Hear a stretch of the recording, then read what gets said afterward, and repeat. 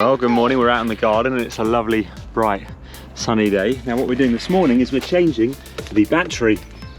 So we previously fitted here a lithium battery. It's quite an expensive battery. It was about £200 or £300. Didn't need to be this. And actually we've got a number of vehicles, commercial vehicles, and this is a lead acid battery, which has come to the end of its usable life. Now the voltage is fine.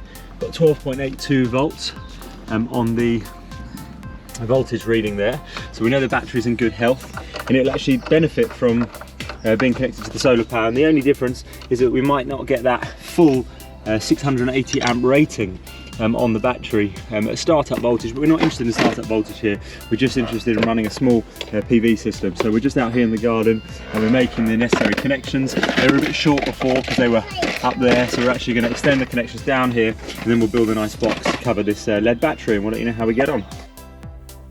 Okay, we've now finished the solar installation, battery upgrade. So just to show, before we saw the battery was about 12.5 volts. Got singing Charles in the background. Before the battery was 12.5 volts, and like I said, very expensive lithium battery. This is now a lead battery. It's out of one of our old vehicles. I've now got 13 volts. And the reason why we're getting that nice higher voltage is because it's actually under charge.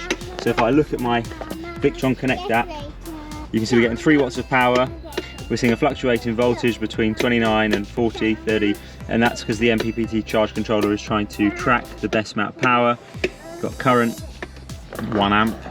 We're seeing here battery voltage, we're seeing the current that's going into the battery, and the load output is off because it's on street light function, which means it only turns on at night, and I can just show you that. So in settings here, in street light, I've got settings there, so basically goes on at sunset till midnight, and then that's all it does. Anyway, so that's the upgrade.